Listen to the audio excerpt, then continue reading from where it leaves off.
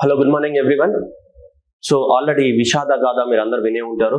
సుచిర్ బాలాజీ మన దాదాపు 26 సంవత్సరాల వయసు ఉన్నటువంటి యువకుడు. సో మనకి అమెరికాలో మరణించడం జరిగింది. ఆ మరణం అనేది నిజంగా అతను సూసైడ్ చేసుకున్నారా లేదా మిస్టరీ అనేది ఇంకా తేల్చాల్సి ఉంది. అన్డిటర్మైన్డ్, ప్రస్తుతానికైతే అన్డిటర్మైన్డ్. సో ఎందుకు ఈ సుచిర్ బాలాజీ మరణం గురించి మనం మాట్లాడుకుంటున్నాం. మనకు సబ్జెక్ట్ లింక్ ఉందంటే సబ్జెక్ట్ లింక్ ఉంది. దాంతోపాటు మోరల్ ఎథికల్ ఇష్యూస్ ఇన్వాల్వ్ అయినటువంటి ఇష్యూ ఇది. ఆర్టిఫిషియల్ ఇంటెలిజెన్స్ అనేది ఒక మనిషి మరణానికి దారి తీసింది అనేది ఇప్పుడు మేజర్ గా ఉన్నటువంటిది. సో ఈ కంపెనీ పైన మనకి అలిగేషన్స్ ఉన్నాయి. ఇది ఓపెన్ ఏఐ. ఎందుకంటే మనకి సుచిర్ బాలాజీ 17 సంవత్సరాల వయసులోనే చాలా అద్భుతమైన ప్రతిభను కనబరిచినాడు కంప్యూటర్ లాంగ్వేజెస్ లలో, మిషన్ లెర్నింగ్ లోపల. సో అందువల్ల 2020 సంవత్సరంలోనే చాట్ జీపీని తయారు చేయడానికి కోసము దాంట్లో భాగంగా ఆ చాట్ జీపీటీలో భాగంగానే మన సుచిర్ బాలాజీని హైర్ చేసుకున్నారు. ఎవరు? Open AI. 2020 నుంచి 2024 సంవత్సరం వరకు సుచిర్ బాలాజీ మనకి ఆగస్టు వరకు, ఆల్మోస్ట్ ఆగస్టు 2024 వరకు మనకి ఓపెన్ ఏఐ అనే సంస్థలో పనిచేశారు. ఈ ఓపెన్ ఏఐ అనేది 2015లో ఎస్టాబ్లిష్మెంట్ చేసినటువంటి కంపెనీ అమెరికాలోని శాన్ ఫ్రాన్సిస్కోలో ఉంది. సో మనకి ఫేమస్ గా చాట్ జీపీటీనే వీళ్ళు తయారు చేశారు. చాట్ జీపీటీ అనేది తయారు చేసిన కంపెనీ పేరు ఏంటిది? Open AI. ఇప్పుడు చాట్ జీపీటీ 5 కూడా రాబోతుంది మనకి. So new advanced version. అయితే సో ఈ ఎక్కువ మొత్తంలో చాట్ జీపీని వర్క్ చేయడంలో, అంటే దాన్ని తయారు చేయడంలో ఈ అబ్బాయి పాత్ర కూడా ఉంది, సుచిర్ బాలాజీ యొక్క పాత్ర కూడా ఉంది. ఓకే, కానీ అన్ఫార్చునేట్ గా ఆగస్టు 2024లో ఇతను ఆ కంపెనీ నుంచి బయటకు రావడం జరిగింది. ఆగస్టు 2024లో ఓపెన్ ఏఐ నుంచి రిజైన్ చేసి బయటకు వచ్చాడు. అక్టోబర్ మంత్ లో మామూలుగా అతను సొంత వర్క్స్ చేసుకున్నాడు. నవంబర్ 26 రోజు చనిపోవడం జరిగింది. నవంబర్ 26 రోజు చనిపోయాడు. అసలు ఈ మధ్య కాలంలో ఏం జరిగింది అనేది మనకి పాయింట్. ఆర్టిఫిషియల్ ఇంటెలిజెన్స్ అనేది ప్రపంచానికి జరిగే లాభం కన్నా కూడా నష్టమే ఎక్కువ అనడానికి ఇది ఒక హెచ్చరిక, మనందరికి ఒక గుణపాఠం కూడా. ఎందుకంటే టెక్నాలజీని అతి ఎక్కువగా వాడి ఫ్యూచర్లో మనం కూడా ఇలానే అవ్వబోతున్నాం. ఉపేంద్ర యుఐ సినిమాలో చూపించిన, ఇప్పుడు సుచిర్ బాలాజీ చూపించిన, రష్మిక మందన డీప్ ఫేక్ అయినా, సో ఇలాంటివన్నీ కూడా ప్రపంచాన్ని ఇంకా బ్యాడ్ థింగ్స్ వైపుకే తీసుకెళ్తాయి తప్ప గుడ్ వైపు కాదనేది ఇది ప్రపంచానికి ఒక హెచ్చరిక. సుచిర్ బాలాజీ మరణం అనేది కూడా ఒక ఆర్టిఫిషియల్ ఇంటెలిజెన్స్ తయారు చేస్తున్నటువంటి సంస్థలకు కానీ, యూజ్ చేస్తున్నటువంటి మనకు కానీ ఒక పెద్ద హెచ్చరిక లాంటిది ఇది. సో సుచిర్ బాలాజీ ఏం చేశాడు? సో ఏంది దాని యొక్క ఈ ప్రాబ్లం అనేది చూద్దాం. ప్రపంచానికి మంచి చేయాలనుకుని ప్రాణాలు కోల్పోయినాడు. ఎవరు? సుచిర్ బాలాజీ. అసలు సుచిర్ బాలాజీ ఎప్పుడు నవంబర్ 26లో చనిపోయినాడు. కానీ ఇప్పుడు మనకి డిసెంబర్ లాస్ట్ 31st నుంచి మనకి ఇది ఎక్కువ వైరల్ అవుతుంది. ఎందుకు వైరల్ అవుతుంది? ఎప్పుడు నవంబర్లో చనిపోతే అంటే వాళ్ళ మదర్ పూర్ణిమ గారు ఇతను నార్మల్ గా సూసైడ్ చేసుకోలేదు, ఇది ఖచ్చితంగా ఓపెన్ ఏఐకి సంబంధం ఉన్నటువంటి ఇష్యూ అని చెప్పేసి మనకి పూర్ణిమారావు గారి యొక్క ట్వీట్ సారాంశం. ఆ ట్వీట్ ని we are hire the private investigation మేము హైర్ చేసాము, ఇది ఖచ్చితంగా అక్కడ ఉన్నటువంటి లోకల్ పోలీస్ వాళ్ళు కుమ్మక్కై సూసైడ్ అని రాసేసరికి సూసైడ్ కాదు అని చెప్పేసి వాళ్ళ మదర్ పూర్ణిమారావు గారు ట్వీట్ చేశారు. దానికి మనకి ఎలాన్ మస్క్ ఎవరైతే ఉన్నారో, మనకి ఎలాన్ మస్క్ కూడా this does not seems to like A suicide, ఇది సూసైడ్ కాదు అని చెప్పేసి ఎలాన్ మస్క్ కూడా ట్వీట్ చేయడం జరిగింది. అప్పటి నుంచి ప్రపంచం మొత్తంలో ఏమైంది, ఇది వైరల్ అయిపోయింది న్యూస్ అనేది. అసలు ఎందుకు ఇలా జరిగింది? అసలు సుచిర్ బాలాజీ అంత 17 సంవత్సరాలకి కంప్యూటర్ ని అవపోసన పట్టేసి ఓపెన్ ఏఐ లాంటి పెద్ద కంపెనీయే అతన్ని హైర్ చేసుకుందంటే you can think is so అతని మైండ్ అనేది ఎంత అన్ఇమాజినబుల్ అనేది మనం ఆలోచించవచ్చు. సో ఏం జరిగింది అనేది అసలు పాయింట్. అయితే ఆగస్టు 2024 సంవత్సరంలో మనోడు రిజైన్ చేశాడు దానికి ఓపెన్ ఏఐ అనేది మనకి చాట్ జీపీని తయారు చేసినటువంటి కంపెనీ, రైట్? సో మీ అందరికి తెలుసు. Okay, chat GPT. సో అయితే దీంట్లో పనిచేసి మనోడు రిజైన్ చేశాడు. ఎప్పుడు? ఆగస్టులో. అసలు చాట్ జీపీటీ వల్ల వస్తున్న ప్రాబ్లం ఏంటిది అనేది దాని యొక్క క్వశ్చన్ మార్క్. అసలు చాట్ జీపీటీ అనేది చాలా వరకే రూల్స్ ని వైలేట్ చేస్తుందని చెప్తున్నాడు. ఇప్పుడు చాట్ జీపీటీలో ఏమని అనుకుందాం, సపోజ్ ఇప్పుడు చాట్ జీపీటీలో నీకు టూల్ బార్ అనేది ఇలా వస్తుంది, రైట్? ఈ టూల్ బార్ లో నువ్వు ఏదైనా ఒక టైప్ చేసావు అనుకో ఇన్ఫర్మేషన్, ఆ టైప్ చేసే ఇన్ఫర్మేషన్ ఇమీడియట్ గా ఇన్ఫర్మేషన్ వచ్చేస్తుంది. ఓకేనా కదా? ఇప్పుడు పాయింట్ ఏంటి, సపోజ్ ఇప్పుడు ఇక్కడ ఏదైనా ఒకటి మనకి ఇన్ఫర్మేషన్ రావాలని అనుకున్నాం అనుకోండి. ఇప్పుడు యుఎన్ఎఫ్సిసి కాన్ఫరెన్స్ ఆఫ్ పార్టీస్ 29 గురించి రావాలని టైప్ చేసాం అనుకుందాం. చాట్ జీపీటీలో ఇలా టైప్ చేసాం, అది ఇంటర్నెట్ నీకు ఇన్ఫర్మేషన్ ఇస్తుంది, రైట్? సో రైట్, కరెక్టే, ఇన్ఫర్మేషన్ అనేది ప్రాసెస్ అవుతుంది, ఇమీడియట్ గా ఇన్ఫర్మేషన్ అనేది మనకి ఇమీడియట్ గా అక్కడ డిస్ప్లే అవుతుంది. ఇంతవరకు కరెక్టే. కానీ ఇన్ఫర్మేషన్ అనేది ఎక్కడి నుంచి కలెక్ట్ చేశారు? ఫస్ట్ క్వశ్చన్ ఏంటిదంటే చాట్ జీపీటీ అనేది ఈ ఇన్ఫర్మేషన్ ని ఎక్కడి నుంచి కలెక్ట్ చేస్తుంది? Number 1 point. ఇది కరెక్ట్ చేసింది అనేది కాపీ రైట్స్ ని వైలేట్ అవుతుందా లేదంటే కాపీ రైట్స్ ని ఫాలో అయ్యే చేస్తుందా, అది నెంబర్ 2. నెంబర్ 3, ఇది ఇలా చేయడం అనేది ఇల్లీగలా అండ్ లీగలా అనేది క్వశ్చన్ మార్క్స్ ఇవన్నీ కూడా. అండ్ సుచిర్ బాలాజీ చేసినటువంటి ఇంకొక మేజర్ ఏంటిదంటే, ఇలా ఇన్ఫర్మేషన్ అనేది చాట్ జీపీటీ అనేది మనకి ఇవ్వడం జరుగుతుంది, ఇన్ఫర్మేషన్ అంతా బాగానే ఉంది, కానీ ఇలాంటి ఇన్ఫర్మేషన్ అనేది ఎక్కడి నుంచి కలెక్ట్ చేస్తున్నాము, ఇల్లీగల్ గా కలెక్ట్ చేస్తున్నామా లీగల్ గా కలెక్ట్ చేస్తున్నామా, ఇవన్నిటిని కూడా కాపీ రైట్స్ ని ఫాలో అవుతున్నాయా, కాపీ రైట్స్ రూల్స్ లేదా, లేదంటే ఎవరంటే వాళ్ళు రాసిన ఆర్టికల్స్ ప్రతి ఆర్టికల్ ని మనకు చూపిస్తుంది, మరి వాళ్ళ పర్మిషన్ తీసుకోవాలి కదా. ఆర్టికల్స్ అనేటివి ఎవరో రాసిన ఆర్టికల్స్, ఎవరో చేసిన ఇన్ఫర్మేషన్ వాళ్ళ పర్మిషన్ లేకుండా టక టక టక టక మనకు నెట్ అపియరెన్స్ అవుతుంది. అలాంటప్పుడు that is completely infringement on the copy rights act. ఇది major allegation of the Suchir Balaji. ChatGPT అనేది పూర్తిగా కాపీ రైట్స్ చట్టాలకు విరుద్ధము. ఎవరో ఎక్కడో రాసిన ఇన్ఫర్మేషన్ లీగల్ గానో ఇల్లీగల్ మీనింగ్ గానో ఎట్లలో ఒక రకంగా మనకి ఇన్ఫర్మేషన్ ఇస్తుంది, కానీ ఆ ఇన్ఫర్మేషన్ ఇచ్చే విధానంలో, ఆ డ్యూ ప్రాసెస్ ఆఫ్ ద లాలో, ఆ ఇన్ఫర్మేషన్ ఇచ్చే విధానంలో అన్ని రూల్స్ ని వైలేట్ చేస్తున్నాయి. ప్రత్యేకంగా అమెరికా యొక్క కాపీ రైట్స్ యాక్ట్ ని ఏ విధంగా ఫాలో అవ్వట్లేదు అనేది ఇతని యొక్క మేజర్ అలిగేషన్. సో దీనిపైన ఈ విషయంలోనే అతను చాట్ జీపీటీ నుంచి రిజైన్, అంటే ఈ ఓపెన్ ఏఐ కంపెనీ నుంచి రిజైన్ చేసి రావడం జరిగింది. ఎందుకంటే కాపీ రైట్స్ అనేది పూర్తిగా వైలేట్ చేస్తున్నాయి, ఇది అమెరికా చట్టాలకు విరుద్ధం చాట్ జీపీటీ అని చెప్పేసి వచ్చాడు, బయటకు వచ్చేసాడు. అయినా ఆగస్టులో రిజైన్ చేసిన తర్వాత న్యూయార్క్ టైమ్స్ లో ఒక ఆర్టికల్ పబ్లిష్ అయింది సుచిర్ బాలాజీది, ఇక్కడ న్యూయార్క్ టైమ్ లో. సో ఈ న్యూయార్క్ టైమ్ లో పబ్లిష్ అయిన ఆర్టికల్లో సుచిర్ బాలాజీ ఏం రాశాడంటే, ఇక్కడ చూడండి, if you believe what I believe and you have to just leave the what company. నేను ఏదైతే నమ్ముతున్నారో మీరు కూడా అదే నమ్మితే మీరు కంపెనీ వదిలేయాల్సి వస్తుందని చెప్తున్నాడు. అతను ఏం నమ్మాడు, ఇది కాపీ రైట్స్ యాక్ట్ ని మొత్తం వైలేట్ అవుతున్నాయి, సో ఈ ఆర్టిఫిషియల్ ఇంటెలిజెన్స్ అనేది ఏ డాటా అంటే ఆ డాటా తీసుకెళ్తుంది. అండ్ వన్ మోర్ ఇంపార్టెంట్, మీరు ఇక్కడ జాగ్రత్తగా కొంచెం గుర్తుపెట్టుకోండి, ఈ రోజు పబ్లిక్ లో ఉన్న ఇన్ఫర్మేషన్ కాపీ రైట్స్ వైలేట్ చేసి చాట్ జీపీటీ ఇస్తున్నప్పుడు రేపటి రోజు మన పర్సనల్ ఇన్ఫర్మేషన్ ఇవ్వనన్న గ్యారంటీ ఏంటిదని క్వశ్చన్ చేశాడు. రేపటి రోజు ఒక వ్యక్తి యొక్క పర్సనల్ ఇన్ఫర్మేషన్ కూడా ఇవ్వదన్న గ్యారంటీ ఏంటిది? ప్రతి పర్సన్ యొక్క వ్యక్తిగత ఇన్ఫర్మేషన్ కూడా ఇవ్వచ్చు రేపటి రోజు, ఏం తెలుస్తుంది?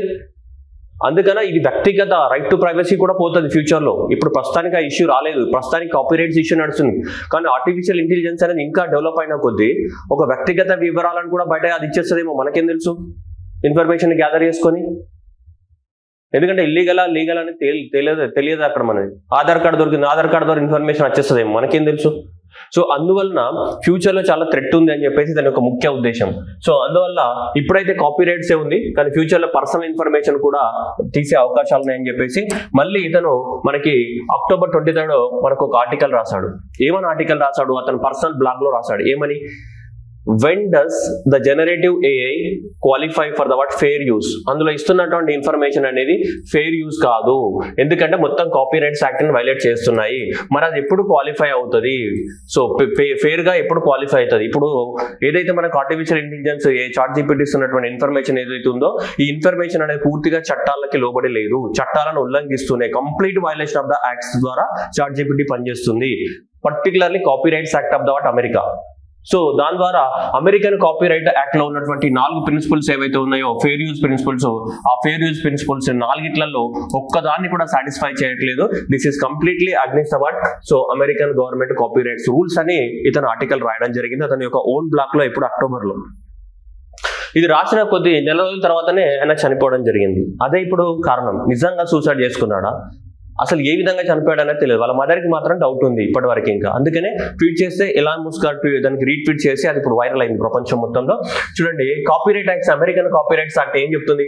The purpose and the characters of the use including whether the use of the what commercial nature is non profit education purpose. Non profit and education purpose అయితే వాడుకోవచ్చు, దానికి ఎలాంటి ప్రాబ్లం లేదు. And nature of the copyright, దానికి ఎలాంటి nature ఉంది? The amount and substantiality of the portion used in the copyrighted. So ఆ మొత్తం వాడుతున్నావా, దాంట్లో కొంచెం వాడుతున్నావా అనేది point. And effect of the upon the potential market of the value of the what copyrighted. ఇవి అర్థం కాకపోయినా మీకు అవసరం లేదు. బట్ ఈ 4 ప్రిన్సిపల్స్ కి లోబడి పనిచేయాలి. ఎవరైనా అమెరికాలో కాపీరైట్స్ ఉంటే ఒక ఎడ్యుకేషన్ పర్పస్ నాన్ ప్రాఫిట్ అయితే వాడుకోవచ్చు. అండ్ దాంట్లో కూడా మొత్తం వాడుతున్నారా, సమ్ వాడుతున్నారా అనేది కొంచెం ఇంపార్టెంట్. ఎథికల్ మోరల్ వాల్యూస్ ని కలిగి ఉండాలి. ఇది జనరల్ గా ఈ కాపీరైట్స్ యాక్ట్ రూల్స్ ని ఒక్కదాన్ని కూడా ఫాలో అవ్వట్లేదు. అందువల్ల ఈ ఆర్టిఫిషియల్ ఇంటెలిజెన్స్ చాట్ జీపీటీ అనేది క్వాలిఫై అవ్వదు. ఇది మొత్తం కూడా violation of the rules and regulations అని చెప్పేసి ఇతను ఓపెన్ గా చెప్పడం జరిగింది. ఇతను ఏంటిది ఓపెన్ గా చెప్పినాడు మనోడు. అన్ని న్యూస్ పేపర్లలో వైరల్ అయింది, అన్ని మీడియా ఛానళ్లలో వైరల్ అయింది. ఇక్కడ పాయింట్ ఏంటంటే ప్రపంచానికి మంచి చేద్దాం అనుకున్నాడు సుచిర్ బాలాజీ. తమ్ముడు సుచిర్ బాలాజీ ప్రపంచానికి మంచి చేద్దామని చెప్పేసి ఓపెన్గా బయటకు వచ్చి చెప్పినాడు. కానీ ఓపెన్గా చెప్పకుండా దానికి ఒక ప్రాసెస్ ఫాలో అయితే అమెరికాలో సుప్రీంకోర్టులో కేసేసి దానికి అనుగుణంగా ఒక ప్రాసెస్ ఫాలో అయితే మన తమ్ముడి యొక్క ప్రాణాలు బతికేవి. కానీ బయట ఓపెన్గా వచ్చి చెప్పడం ద్వారా పెద్ద పెద్ద టెక్ కంపెనీస్ ఎట్లుంటాయి అమ్మ, మన సినిమాలలో దాంట్లో చూస్తూ ఉంటాం కదా, పెద్ద పెద్ద టెక్ కంపెనీస్ భరిస్తే తీసి బయట పడేస్తారు, అవునా కదా. సో అట్లా జరుగుతూ ఉంటాయి, అట్లా ఉంటాయి. అంతేదిగమ్మ మనం సింపుల్గా మన కోర్సుల యొక్క ఫీజు తగ్గిస్తేనే నాకే ఫోన్ చేసి ఎందుకు తగ్గిస్తున్నారు అన్న వాళ్ళు చాలా మంది ఉన్నారు. ఓకే, సో అట్లాంటిది ఇంత పెద్ద టెక్ కంపెనీస్, ఇంత పెద్దవి ఇవన్నీ కూడా ఇంత ఒక 26 సంవత్సరాల యువకుడిని సో ఈజీగా ఎదిరించగలవు. సో అందువల్లనే ఇది ఒక మిస్టరీ. మనం దీని నుంచి తెలుసుకోవాల్సింది ఏంటిదంటే ఆర్టిఫిషియల్ ఇంటెలిజెన్స్ అనేది ప్రపంచానికి రేపటి రోజు థ్రెట్ అవ్వబోతుంది. అండ్ దీంట్లో ఉన్నటువంటి మేజర్ ఏంటి, ఎథికల్ ఇష్యూస్. ఈ ఎథికల్ ఇష్యూస్ ని ఎలా అరికట్టాలి, ఎథికల్ ఇష్యూస్ ఒకటి. రెండవది ఏంటిది, కాపీ రైట్స్. ఈ కాపీ రైట్స్ రేపటి రోజు నువ్వు రాసిన బుక్ ని కూడా అది ఇచ్చేస్తుంది ఆటోమేటిక్ గా. కాపీ రైట్స్ ఎవడో ఒకడు నీ బుక్ ఉంటుంది, అది పీడిఎఫ్ నెట్లో పెడతాడు, అది పీడిఎఫ్ ఇచ్చేస్తుంది, అయిపోయింది. నీ పర్మిషన్ లేకుండా నీది ఎవడంటే వాడు వాడుకుంటాడు. What is the use? Copy rights issue. కానీ నెక్స్ట్ ఏంటి, ఎథికల్ ఇష్యూస్. మేజర్గా ఏ ఇన్ఫర్మేషన్ అంటే ఆ ఇన్ఫర్మేషన్ ఇవ్వడం అనేది ఎథికల్ గా dangerous. Rashmika Mandanna deep fake ఉంది, ఆర్టిఫిషియల్ ఇంటెలిజెన్స్ ద్వారా తయారు చేశారు, అది డీప్ ఫేక్, అది ఎథికల్ ఇష్యూ. ఆమె ప్రైవసీ పోయింది, defamation, dignity of the life కూడా పోయింది. సో అందువల్ల ఇక్కడ ఇవన్నీ కూడా ఫ్యూచర్ లో రాబోతున్నటువంటి ఇష్యూస్. కాబట్టి సో తమ్ముడు సుచిర్ బాలాజీ యొక్క మరణం అనేది ఆర్టిఫిషియల్ ఇంటెలిజెన్స్ కంపెనీస్ కి ఒక హెచ్చరిక. అది అలాగే ప్రపంచానికి ఒక గుణపాఠం కూడా. మనం కూడా నేర్చుకోవాలి, ఆర్టిఫిషియల్ ఇంటెలిజెన్స్ని ఎక్కువగా వాడకూడదు. ఇప్పుడు ఎవరైనా సరే మన అక్కలు కానీ, సో లేదంటే చెల్లెలు కానీ, తమ్ములు కానీ, ఫ్రెండ్స్ కానీ, అన్నలు కానీ, ఎవరైనా సరే పెద్ద పెద్ద సాఫ్ట్వేర్ కంపెనీలలో వర్క్ చేస్తున్నా కానీ దయచేసి మీరు అన్నెసెసరీగా ఎక్కువ ఇన్వాల్వ్ అయిపోయి ఓవర్గా వర్క్ చేసి ఏం చేయకండి. ఇలాంటి సుచిర్ బాలాజీ సిచ్యువేషన్స్ మనకు కూడా రావచ్చు. మరీ ఎక్కువగా కంపెనీ మీద ఓవర్ హోప్స్. ఏ కంపెనీ అయినా ఏముంటుందమ్మా, నిన్ను ఉన్నంతసేపు వాడుకుంటే తర్వాత నిన్ను శత్రువు కింద లెక్క కడతాయి. That's all. ఏ కంపెనీ అయినా సరే, including all, irrespective of the field, A field అయినా సరే సో మనల్ని వాడుకుంటారు, ఆ తర్వాత నీతో అవసరం లేనప్పుడు పక్కన పెట్టేస్తారు. సో అందువల్ల less you speak, less you live. ఇదే ప్రిన్సిపల్. మనం అతి తక్కువ మాట్లాడితే ఎక్కువ రోజుల పాటు భూమి మీద ఉంటాం, అతి ఎక్కువగా మాట్లాడితే భూమి మీద ఉంటాం. ఇదే ప్రిన్సిపల్ ఇప్పుడు ప్రపంచం ఫాలో అవుతుంది మనకి. ఎందుకంటే ఎథిక్స్ లేని ప్రపంచంలో మనం బతుకుతున్నాం. కాబట్టి less you speak and more you live in the world.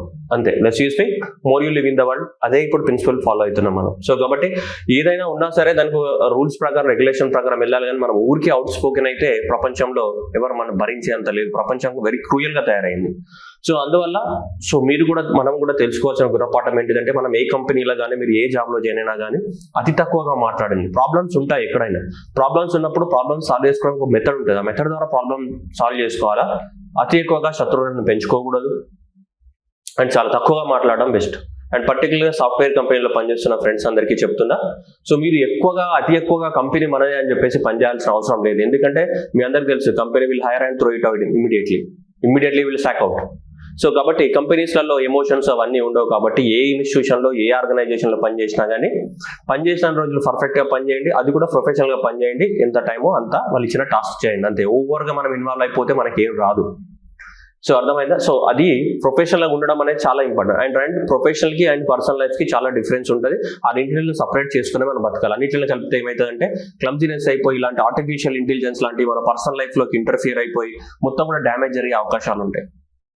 So Suchir Balaji మరణం అనేది సో చాలా వరకు మనకు కనువిప్పు లాంటిది. అంటే ఆర్టిఫిషియల్ ఇంటెలిజెన్స్ ద్వారా వస్తున్నటువంటి ముప్పుని ముందే మనకి పసిగట్టడం జరిగింది మనోడు. సో ప్రపంచానికి మంచి చేద్దామని చెప్పేసి ఒక విజిల్ బ్లోయర్ లాగా యాక్ట్ చేశాడు. ఒక ప్రజా వేగు అంటాం కదా, అంటే జరుగుతున్నటువంటి కరప్షన్ బయటకు తీసే వాళ్ళని ఏమంటాం, విజిల్ బ్లోయర్ అంటాం. సో అలా మనకి మొదటిసారిగా ఈ ఆర్టిఫిషియల్ ఇంటెలిజెన్స్ విజిల్ బ్లోయర్ గా మన సుచిర్ బాలాజీ సో చరిత్రలో చిరస్థాయిగా నిలిచిపోతాడు. మన తమ్ముడి ఆత్మశాంతి కలగాలని మనం అందరం కోరుకుందాం. ఎందుకంటే ప్రపంచానికి మొట్టమొదటిసారి ఒక కనువిప్పుని కలిగించినాడు ఆల్రెడీ. సో ఇది ప్రపంచం మొత్తం ఇప్పుడు అవేకనింగ్ అయ్యింది. సో తమ్ముడు చనిపోకుండా దాన్ని సుప్రీంకోర్టులో కేసేసి అండ్ ఆ విధంగా సాల్వ్ చేస్తే బాగుండేది. కానీ దానికి మనోడు అవుట్ స్పోకెన్ అయ్యేసరికి ఈ టెక్ కంపెనీస్ అనేటివి ఏం చేశాయి, నిజంగానే అతను సూసైడ్ చేసుకున్నాడా లేదా ఏమైనా జరిగిందా అనేది ఇంకా ఇన్వెస్టిగేషన్లో తేల్చాల్సి ఉంది. ప్రస్తుతానికైతే డెత్ మిస్టరీ అనేది అన్డిటర్మైన్డ్. నిజంగా 17 సంవత్సరాలకే ఓన్ కంప్యూటర్ని బిల్డ్ చేసుకున్నాడు ఆయన. 17 సంవత్సరాలకి అంత నాలెడ్జ్ ఉన్న అతన్ని 26 సంవత్సరాల వయసు చనిపోయాడు. అంటే ఓపెన్ ఏఐ ఎప్పుడో హైర్ చేసుకుందని 21 సంవత్సరాల్లోనే అతను ఓపెన్ ఏఐలో జాయిన్ అయ్యాడు. అంత పెద్ద అమెరికా గేమ్లో 21 ఇయర్స్కే మనోడు జాయిన్ అయ్యాడంటే అతి సామాన్యుడి కాదనే కదా. చాట్ జీపీటీలో ఇంపార్టెంట్ రోల్ ప్లే చేశాడు చాట్ జీపీటీని తయారు చేయడంలో, అంటే అంత సామాన్య వ్యక్తి కాదు మనోడు. అయినా సరే సూసైడ్ చేసుకున్నాడు అని అంటే నమ్మడానికి అవకాశత లేదు. వాళ్ళ మదర్ అయితే అస్సలే నమ్మట్లేదు. ఇది ఖచ్చితంగా పోలీసులు నార్మల్ సూసైడ్ అని రాశారు, కానీ నార్మల్ సూసైడ్ కాదు, ఏం కాదు, ఇది ఖచ్చితంగా ఏదో జరిగింది, దీని గురించి పూర్తిగా ఇన్వెస్టిగేషన్ చేయాలి అనేది వాళ్ళ మదర్ పూర్ణిమారావు గారు రిక్వెస్ట్ చేయడం జరిగింది. సో మరి ఇప్పుడు ఫెడరల్ బ్యూరో ఆఫ్ ఇన్వెస్టిగేషన్ ఏం చేస్తారని చూడాలి. సో వివేక్ రామస్వామి కానీ, డొనాల్డ్ ట్రంప్ కానీ, ఇలాన్ ముస్క్ కానీ 3 పిల్లర్స్ ఇప్పుడు అమెరికాకి. సో వాళ్ళు మరి దీన్ని ఎలా టేకప్ చేస్తారనేది మనకు తెలియదు. సరే చూద్దాం. సో కానీ మీరందరూ కూడా ఆర్టిఫిషియల్ ఇంటెలిజెన్స్ని మరీ ఎక్కువగా వాడకండి. మరీ ఎక్కువ వాడడం అంటే అంతే ఇక, ఓకేనా.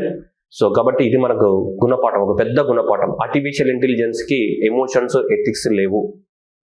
ఆర్టిఫిషియల్ ఇంటెలిజెన్స్కి ఎమోషన్స్, ఎథిక్స్ లేవు. అదే ఇక్కడ మేజర్ ప్రాబ్లం. ఎమోషన్స్, ఎథిక్స్ ఉంటే బాగుండేది, కానీ ఎమోషన్స్, ఎథిక్స్ లేవు. అదే ఇక్కడ మేజర్ ప్రాబ్లం ఆర్టిఫిషియల్ ఇంటెలిజెన్స్ తోటి వచ్చింది దాని ద్వారా, ఓకేనా. సో అది.